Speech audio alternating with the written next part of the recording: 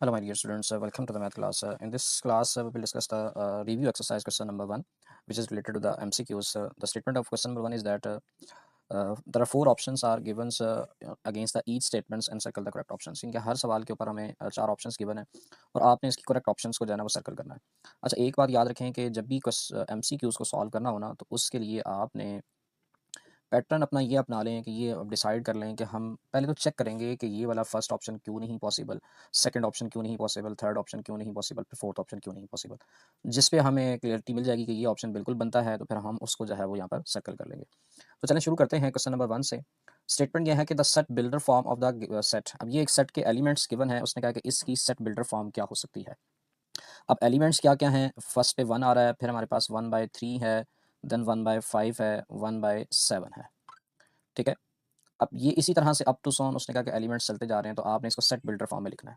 अच्छा, set builder form में देखें तो इसकी जो पहली ऑप्शन है, उसने कहा कि एक्स एलिमेंट है सच दैट एक्स बिलोंग कर रहा है मेरे पास, एक्स इक्वल टू आता है 1/n के, और n उसने कहा बिलोंग करता है होल नंबर से। w का मतलब यहाँ पर होल नंबर है, यानी कि इसके अंदर इस तरह के एलिमेंट पड़े हुए हैं 1/n की फॉर्म में। अगर मैं इसको देखूँ, अगर मैं इसको एनालिसिस करना चाहूँ, तो पहले वाले ऑप्शन के एलिमेंट्स को 1/n की फॉर्म में एलिमेंट है, तो n कहाँ से शुरू करना है हमने, होल नंबर से, तो पहला एलिमेंट क्या होगा 1/0।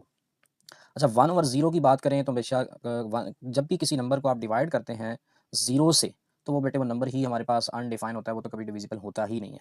जिसका मतलब ये तो पहला ऑप्शन फर्स्ट एलिमेंट पर ही ड्रॉप हो जाता है, क्योंकि 1 जब 0 आप करेंगे तो बेटे वो कभी भी आपके पास डिविजिबल नहीं होता, वो अनडिफाइंड ऑप्शन है। जिसका मतलब फर्स्ट एलिमेंट कभी भी 1 नहीं आएगा। ठीक है। इसी तरह से अगर आप दूसरा होल नंबर 1 होना था, तो 1/1 की बात करेंगे तो वो तो 1 आ जाएगा, लेकिन वो सेकंड एलिमेंट होगा।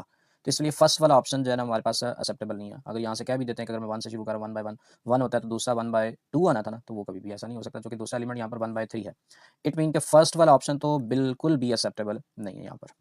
अब सेकंड वाले ऑप्शन को देखते हैं क्या वो वाला ऑप्शन एक्सेप्टेबल है कि नहीं। अब उसमें उसने क्या कहा है कि आपके पास इसी को इस तरह से लिखा जा सकता है, x such that x equal to, वो कहता है कि 1/2n+1 की फॉर्म में एलिमेंट्स पड़े हुए हैं।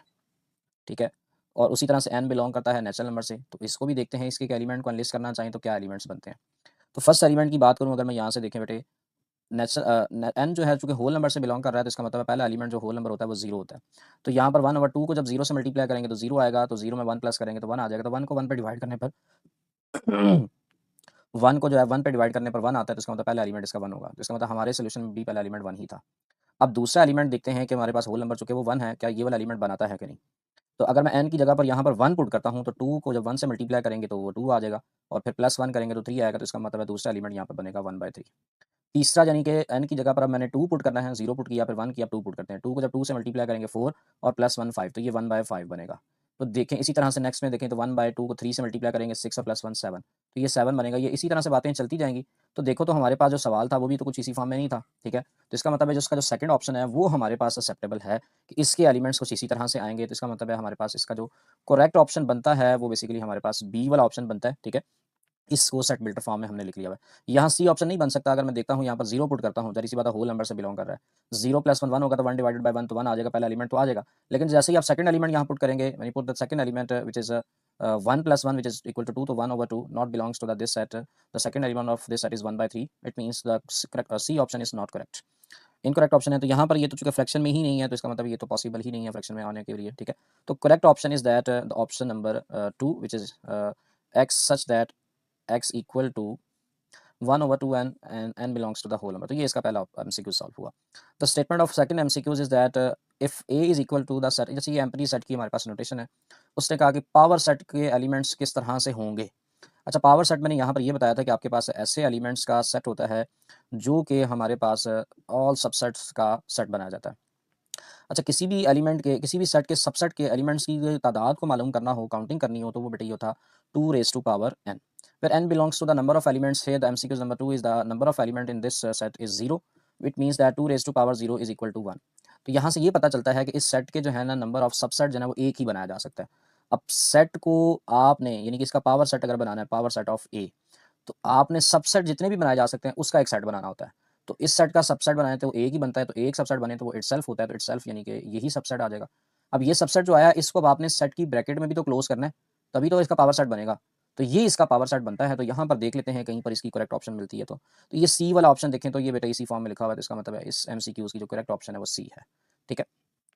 तो अब इसका थर्ड वाला एमसीक्यूज़ है कि उसमें उसने एलिमेंट्स की तादाद दिया हुआ है, यू एक एलिमेंट है, फिर ए एक एलिमेंट ए है, एक सेट ए है, यू सेट है, बी सेट है। उसने कहा कि बताएं कि U minus A intersection B के एलिमेंट्स की तादाद क्या होगी।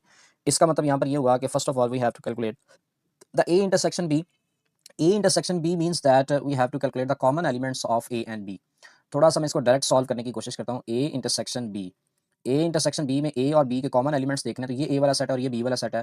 तो इनमें कॉमन एलिमेंट्स को देखते हैं कि दोनों में सेम एलिमेंट्स क्या पड़े हुए हैं। तो पहला एलिमेंट जिसमें सेम है वो देखा जाए तो 3 है, और कोई एलिमेंट ऐसा नहीं है जो दोनों में आ रहा हो, तो इसका मतलब ए इंटरसेक्शन बी के अंदर मेरे पास सिर्फ एक ही एलिमेंट आएगा विच इज इक्वल टू 3। अब यू में से मुझे ए इंटरसेक्शन बी को निकाल देना है, तो यू का सेट तो बेटा ये है 1 2 3 4 5, इसमें से आपने ए इंटरसेक्शन बी को निकालना है।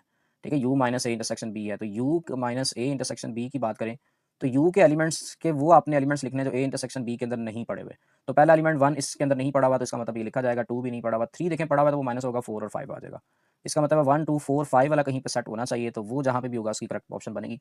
तो ये ए ऑप्शन ही है जिसमें 1 2 और 4 5 वाला सेट आ रहा है, तो ये बेटा इसकी करेक्ट ऑप्शन बनती है। उसके बाद अच्छा ये बड़ा ही इंपॉर्टेंट है, ठीक है, एमसीक्यूज़ को बड़े ध्यान से समझाने लगा हूँ मैं आपको। तो इसमें देखें कि उसने कहा है कि if A and B are overlapping sets हैं मेरे पास। अच्छा ओवरलैपिंग सेट्स हैं तो इसका मतलब है कि आपके पास ये अगर मेरे पास यूनिवर्सल सेट के लिए अगर इसकी डायग्राम बनाऊँ, ये एक सर्कल मैं कंसीडर कर लेता हूँ ए है और ये दूसरा सर्कल बी है।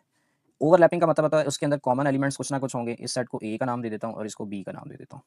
अब उसने कहा कि नंबर ऑफ एलिमेंट्स की बताने हैं, तादाद बतानी है कि ए माइनस बी की जो एलिमेंट्स की तादाद है वो कितनी होगी, वो आपने यहाँ से बताना है, वो किस तरह से कैलकुलेट की जा सकती है। ठीक है, तो यहाँ से देखें कि ये जो ए माइनस बी का मतलब यहाँ पर क्या है। ए माइनस बी का मतलब बेटा यहाँ पर ये होता है कि ए के वो एलिमेंट्स जो बी में नहीं पड़े हुए।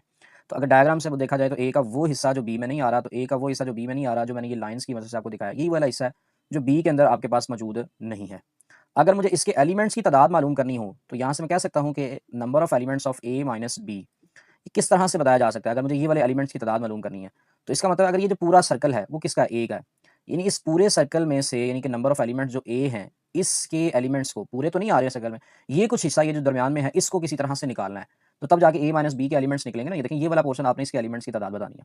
तो यहाँ से ये प्रॉपर्टी भी है, ये आपको याद भी होनी चाहिए, लेकिन मैं थोड़ा विजुअली आपको रियलाइज़ करवा रहा हूँ कि यहाँ पर देखें तो मेरे पास इस पोर्शन को निकालने के लिए जो पूरे बॉक्स ए है, इसके एलिमेंट्स में से अगर मैं ये वाला बॉक्स, ये जो आपके पास दरमियान में आ रहा है, ये कौन सा है, ये ए और बी का कॉमन एरिया ना। तो इसका मतलब है ए माइनस बी के एलिमेंट की तादाद निकालनी हो तो ए के जितने भी एलिमेंट्स हैं कार्डिनलिटी है उसमें से cardinality of A intersection B को अगर आप फाइन माइनस कर दें तो मेरे पास ए माइनस बी के एलिमेंट्स की तादाद आ जाएगी। ये ऑप्शन बनता है किसी तरह से, अगर कहीं पे ये ऑप्शन मुझे मिल जाए तो मैं यहाँ पर लगा सकता हूँ। ठीक है, तो देखते हैं। तो नंबर ऑफ एलिमेंट्स अगर ओवरलैपिंग सेट है ए माइनस बी के इक्वल टू आएगा, एन ऑफ कार्डिनलिटी ऑफ ए के इक्वल नहीं आ सकता, कार्डिनलिटी ऑफ बी के इक्वल नहीं है, ए इंटरसेक्शन बी भी नहीं है। अच्छा यहाँ पर थोड़ा सा मिस्टेक है, यही ऑप्शन इसका बनता है, यहाँ ए इंटरसेक्शन बी लिखा होना चाहिए था। ठीक है, ये ए इंटरसेक्शन बी है। कार्डिनलिटी ऑफ ए में से अगर आप ए इंटरसेक्शन बी को निकाल देंगे तो ये ए माइनस बी के इक्वल आएगा। तो ये बेटे इसका करेक्ट ऑप्शन बनता है यहाँ पर। ठीक है, तो ये डी ऑप्शन इसका बेटे करेक्ट है यहाँ पर। अब इसका जो नेक्स्ट एमसीक्यूज़ है वो फिफ्थ वाला एमसीक्यूज़ है, उसमें उसने जो बात की है उससे कहा है कि अगर मेरे पास, अच्छा ये अब सबसेट की बात होगी है, इसको भी मैं डायग्राम के थ्रू ही आपको थोड़ा सा समझाऊंगा। ठीक है, उसने कहा कि अगर मेरे पास ए सबसेट है बी का, तो उस वक्त ए सबसेट है बी का, तो सबसेट का मतलब होता है कि अगर ए सबसेट है ना बी का, तो ए के जितने भी एलिमेंट्स होंगे वो सारे के सारे हमारे पास बी में पड़े होंगे। अगर ये मेरे पास बॉक्स है यूनिवर्सल सेट यू का, ठीक है, तो इसको जो है ए सबसेट है बी का, तो ये मेरे पास अगर बॉक्स है सर्कल है, इसको मैं कह देता हूँ ये मेरे पास बी का है। अब ए सबसेट है बेटे बी का, तो ए सबसेट है बी का, तो इसका मतलब ए का सारा हिस्सा बी में पड़ा होगा। तो वो कैसे बनाया जा सकता है, उसका मतलब है उसको मुझे बनाने के लिए यहाँ पर इसी बी के सर्कल के अंदर एक सेट बना देना चाहिए जो कि ए है। अब देखें ए के जितने भी एलिमेंट्स हैं ना वो सारे के सारे यहाँ पर मौजूद हैं, पूरा पोर्शन आ रहा है। अब इसमें से बी माइनस ए की बात करूँ, बी माइनस ए जो है वो आपके पास एम्प्टी सेट बी नहीं आ रहा। अब बी में से ए को निकालना है, ठीक है, बी में से ए को निकालना है। अगर बी में से आपने ए को निकालना है तो इसका मतलब है सिर्फ और सिर्फ ये जो मैं आपके पास रेड लाइन्स की मदद से शो कर रहा हूँ रीजन, ये बी वाले बॉक्स में से क्या ए वाला हिस्सा माइनस नहीं हो गया, यही शो हो रहा है ना, ये मेरे पास बी माइनस ए को शो हो रहा है। अब इसकी कार्डिनलिटी मुझे निकालनी है, कार्डिनलिटी बी माइनस ए की यहाँ से कार्डिनलिटी निकालनी है। तो कैसे निकाला जा सकता है, ये देखिए, जो पूरा का पूरा बॉक्स बी माइनस ए की बात करूँ, पूरे के पूरे बी में से अगर मैं ए वाले एलिमेंट्स को निकाल दूँ, देखें ये पूरा का पूरा बॉक्स बी का, उसमें से ये वाला हिस्सा माइनस करना है, तो इसका मतलब है कार्डिनलिटी ऑफ बी में से अगर कार्डिनलिटी ऑफ ए ही निकाल दिया जाए तो हमारे पास ये बेसिकली किसके इक्वल आ जाएगा, बी माइनस ए की कार्डिनलिटी के इक्वल आ जाएगा। तो इसका जो करेक्ट ऑप्शन यहाँ पर बनता है वो बेटे ऑप्शन डी बनता है। ये जो पूरा का पूरा बॉक्स सर्कल था बी का, उसमें से ये जो सबसेट है इसको माइनस कर दिया जाए तो ये इसकी कार्डिनलिटी बन जाती है। तो इसका मतलब यहाँ पर ये हुआ कि ये ऑप्शन इसका करेक्ट है। ठीक है, तो ये इसका फिफ्थ वाला एमसीक्यूज भी सॉल्व हो गया। अब इसका सिक्स वाला एमसीक्यूज है, उसकी स्टेटमेंट ये है कि उसने कहा अगर ए यूनियन बी की तादाद एलिमेंट्स कार्डिनलिटी 50 है और कार्डिनलिटी ऑफ ए मेरे पास 30 है और इसी तरह से कार्डिनलिटी ऑफ बी की जो तादाद है वो मेरे पास कितनी आ रही है 35 आ रही है। तो आपने यहाँ से ये बताना है कि cardinality of A intersection B जो है वो मेरे पास कितना होगा। अच्छा, इसको कैलकुलेट करने के लिए हमने यहाँ पर पढ़ा था एक प्रिंसिपल था जिसको कहते थे इंक्लूजन एंड एक्सक्लूजन प्रिंसिपल। अच्छा, वो 2 सेट्स के लिए भी होता था और 3 सेट्स के लिए भी होता था। तो ये चूंकि 2 सेट्स के लिए बात हो रही है तो इसका मतलब 2 सेट्स के लिए ये अप्लाई होगा। तो इंक्लूजन एंड एक्सक्लूजन प्रिंसिपल की स्टेटमेंट अगर मैं बताऊँ ना वो ये थी कि cardinality of A union B जो होता है वो इक्वल आता है, ठीक है, और ये cardinality of A plus cardinality of B और माइनस कर दिया जाता था cardinality of A intersection B को। इससे मुझे देखें तो ए यूनियन बी की तादाद भी पता है वो कितनी है 50 है, तो यहाँ तो 50 आएगा। ए की तादाद कितनी है 30 और यहाँ पर 35 है, तो ये मेरे पास फाइंड होना है, तो ये intersection B as it is रहेगा। ये ए इंटरसेक्शन बी माइनस हो रहा है इस साइड पे आके प्लस होना है, तो 50 plus cardinality of A intersection B 30 plus 35 करेंगे तो 65 आएगा। ये 50 यहाँ प्लस हो रहा है तो वहाँ पे जाके minus. Cardinality of A intersection B की बात करें तो 65 में से माइनस होगा 50, तो 65 में से 50 को बेटे माइनस करते हैं तो ये बेसिकली मेरे पास आ जाता है 15। इसका मतलब ए इंटरसेक्शन बी की जो कार्डिनलिटी है वो 15 है, तो 15 का कहीं ऑप्शन है तो ये बी वाला ऑप्शन है बेटे 15 का, तो इसका मतलब ये इसका करेक्ट ऑप्शन यहाँ से कैलकुलेट हो गया। अच्छा, इसके बाद इसके 7th वाले एमसीक्यूज़ की तरफ चलें तो उसमें लिखा हुआ है कि ए वाला सेट ये है, बी वाला सेट ये है, तो कार्टियन प्रोडक्ट के एलिमेंट्स की तादाद आपने बतानी है। तो ये बड़ा ही आसान सा है। जब भी बेटे कार्टियन प्रोडक्ट के एलिमेंट्स की तादाद बतानी हो ना तो उसमें ये होता है कि जो फर्स्ट ए क्रॉस बी ये कार्टियन प्रोडक्ट के शो करता है, इसके एलिमेंट्स की तादाद बतानी हो तो फर्स्ट वाला जो सेट होता है उसके एलिमेंट्स और जो सेकंड वाला सेट है उसके एलिमेंट्स, इनकी तादाद अगर आपको पता है तो इन दोनों को अगर आपस में मल्टीप्लाई कर दिया जाए तो हमारे पास कार्टियन प्रोडक्ट के नंबर ऑफ एलिमेंट्स आ जाते हैं। तो फर्स्ट वाला सेट देखें उसके नंबर ऑफ एलिमेंट्स कितने हैं 4 हैं, तो सेकंड वाले के 3 हैं, तो 4 multiply 3 which is equal to 12। तो इसका मतलब ए क्रॉस बी जब निकालेंगे तो उसमें नंबर ऑफ एलिमेंट्स कितने आएंगे वो 12 आएंगे, ठीक है। तो ये इसका बी वाला ऑप्शन ठीक बनता था, तो ये कैलकुलेट हो गया। उसके बाद 8 वाला एमसीक्यूज ये है कि आपके पास एक फंक्शन गिवन है, अब उसने ये कहा कि find the value of F of A. F of A की वैल्यू यहाँ से आपने कैलकुलेट करनी है, ठीक है। F of A plus one यानी कि जहाँ जहाँ एक्स होगा वहाँ पे ए प्लस वन आपने पुट करना है और सिंप्लीफाई करके बताना है कि इसका क्या सोल्यूशन बनता है यहाँ पर। तो चलें इसको सॉल्व कर लेते हैं। तो यहाँ एक्स का स्क्वायर है तो इसका मतलब यहाँ कुछ आ जाएगा ए प्लस वन का होल स्क्वायर और -3 इंटू ए प्लस वन और प्लस का 2 आ जाएगा। ए प्लस वन का होल स्क्वायर तो इसका मतलब ये आइडेंटिटी है ए स्क्वायर, बी स्क्वायर की वैल्यू 1 है तो 2 ए बी जब करेंगे तो 2 ए आ जाएगा, ठीक है। अब माइनस का 3 जब मल्टीप्लाई होगा इससे तो बेटे माइनस का 3 आएगा, 3 को जब माइनस से मल्टीप्लाई करेंगे तो माइनस का 3 और प्लस का 2 आ जाएगा, ठीक है। अब इसको सिंप्लीफाई करना है तो बेटे ए स्क्वायर आ जाएगा और ए वाली टर्म्स को देखें तो मेरे पास 2 ए है और माइनस का 3 ए है, तो ये बेटा माइनस का 2 3 ए प्लस का 2 है तो माइनस का ए बचता है यहाँ पर, ठीक है। इसी तरह से उसके बाद देखा जाए तो ये 1 है ये प्लस का 2 है, तो 1 प्लस 2 3 होता है तो ये माइनस का 3 है, तो ये दोनों तो आपस में कैंसिल हो जाएंगे तीनों टर्म्स। तो इसका मतलब जो लास्ट में जो बच रहा है वो ए स्क्वायर माइनस ए बच रहा है, तो ऑप्शन डी में ये पड़ा हुआ है ए स्क्वायर माइनस का ए। तो ये बेटे इसकी करेक्ट ऑप्शन आपको बड़ी आसानी से मिल गई, इसको जो हमने सिंप्लीफाई कर लिया। अब इसके 9 वाले एमसीक्यूज की तरफ अगर मैं मूव करूं तो उसकी स्टेटमेंट कुछ यूं है, गिवन दैट एक फंक्शन गिवन है F of x 3x plus 1 और एफ ऑफ एक्स की वैल्यू कहता है कि 28 है, तो आपने एक्स की वैल्यू बतानी है। तो बड़ा ही आसान है, ठीक है।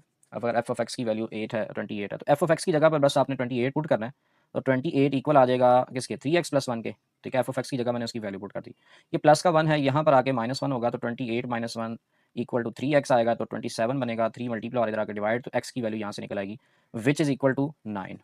तो 9 का ऑप्शन कहीं पे है तो ये बेटा ए ऑप्शन है जो कि 9 का है, तो ये इसका करेक्ट ऑप्शन बी कैलकुलेट हो गया, ठीक है।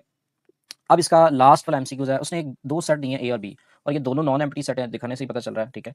उसने एक फंक्शन डिफाइन किया ए से बी के ऊपर और फंक्शन को उसने बता दिया कि किस तरह से ऑर्डर पेड आ रहे हैं, तो आपने भी बताना है कि इसमें से कौन सी स्टेटमेंट जो है हमारे पास ट्रू है। ये जो फंक्शन है ये इंजेक्टिव है, सर्जेक्टिव है या बाइजेक्टिव है या फिर मेरे पास सिर्फ और सिर्फ ये इनटू फंक्शन है। अच्छा, इसके लिए मैंने ना आपको फंक्शन टाइप्स ऑफ फंक्शन की एक लेक्चर आपको दिया है, वो बड़ा ही इंपॉर्टेंट है, उसको अगर आप देख लेंगे तो बड़ा आसानी से एमसीक्यूज क्लियर हो जाता है। अच्छा, पहले तो मैं ना इसको थोड़ा सा बनाता हूँ, इसको स्टेटमेंट को थोड़ा सा रियलाइज़ करवाता हूँ, क्योंकि दो सेट हैं तो मैं यहाँ पर बनाता हूँ। पहला सेट ए है, दूसरा सेट यहाँ पर बी है। ए वाले जो एलिमेंट्स हैं वो 1 है, 2 है और 3 है। बी के जो एलिमेंट्स हैं ए है और बी है। अब फंक्शन डिफाइन हुआ है ए से बी के ऊपर, इस तरह से डिफाइन किया कि 1 किस पे मैप कर रहा है, ए पे मैप कर रहा है, तो 1 को मैंने ए पे मैप करवा दिया। फिर 2 किस पे मैप कर रहा है, बी पर मैप कर रहा है, 2 को मैंने बी पर मैप करवा दिया। 3 किस पे मैप कर रहा है, 3 जो है वो बी पर मैप कर रहा है। तो इसका मतलब फंक्शन की ये डेफिनेशन के ऊपर तो पूरा होता रहता है कि फंक्शन तो है। फंक्शन के लिए क्या थी कि जो ए वाला सेट होता है ये इसकी सारी की सारी जो एलिमेंट्स हैं वो मैप करने चाहिए बी वाले सेट के ऊपर। अच्छा, पहला जो टाइप है ना इंजेक्टिव फंक्शन, ठीक है, ये 1 1 फंक्शन होता है। इसके लिए बात ये थी कि हमारे पास जो ऑर्डर पेयर होते हैं ना हमारे पास, ठीक है, उसमें जो बी वाला उसके अंदर कभी भी रेपिटेशन नहीं होती, यानी कि ये इंजेक्टिव तो नहीं। इंजेक्टिव के लिए बात ये थी कि आपके पास बी के जितने भी एलिमेंट्स हैं, if a function f from A to B such that second element जो होता है वो no of two of its element order pair are the same, यानी कि इसके दो एलिमेंट्स जो ना उनके ऑर्डर पेयर सेम ना हो, यानी कि बी के अंदर रेपिटेशन ना आ जाए। इसमें रेपिटेशन चूंकि आ चुकी हुई है तो इसका मतलब है ये मेरे पास इंजेक्टिव फंक्शन तो नहीं बन सकता। अब सब्जेक्टिव की बात कर लेते हैं, क्या सब्जेक्टिव ये है कि नहीं। सब्जेक्टिव के लिए ये था कि आपके पास जो रेंज है ना, यानी कि वो पूरा का पूरा सबसेट आ जाना चाहिए, पूरा का पूरा सेट बी आ जाना चाहिए। इस तरह से मैं तो ये पूरा का पूरा बी सेट जो है वो हमारे पास आ रहा है, इसका मतलब ये सब्जेक्टिव तो हो गया, ठीक है। अच्छा, ये इनटू नहीं है। इनटू के लिए ये था कि आपके पास जो रेंज होती है वो बी, ये जो कोड डोमेन है ना, उसका सबसेट होना चाहिए। तो सबसेट तो नहीं आ रही, सारे एलिमेंट ही मैप कर रहे हैं, पूरी की पूरी कोड डोमेन ही रेंज में आ रही है। तो सिर्फ और सिर्फ सब्जेक्टिव में ऐसा था कि हमारे पास अगर जो रेंज है, हमारे पास अगर रेंज इक्वल टू बी आ जाए, तो ये बेटे इक्वल था सब्जेक्टिव फंक्शन, जिसको हमने ऑन टू फंक्शन का भी नाम दिया था। तो ये ऑप्शन इसका करेक्ट बनता है। बाइजेक्टिव के लिए तो ये बात थी कि वो उसको इंजेक्टिव भी होना चाहिए था, ठीक है, और सब्जेक्टिव भी होना चाहिए था। जब वो इंजेक्टिव निकला ही नहीं है, तो फिर आपके पास बाइजेक्टिव की तो बात ही यहाँ पर खत्म हो जाती है। तो इन टू के लिए वो हमारे पास सबसेट होता है।